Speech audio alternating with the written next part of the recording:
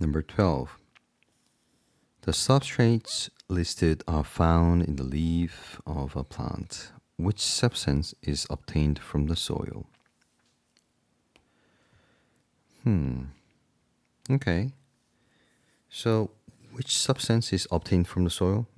This question is just asking which substance gets sucked in by the roots from the soil. Of course, carbon dioxide is in the air, so it cannot be the answer.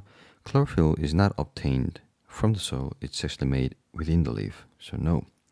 Glucose molecules are not obtained from the soil, it gets produced by photosynthesis, hence, it's not the answer.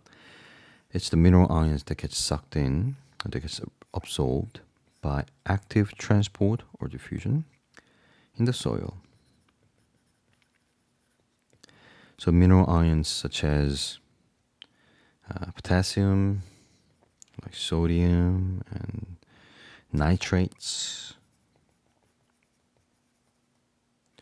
and chloride ions, and so on. These guys are all absorbed by the root hair cells in the roots. Okay, so answer should be D.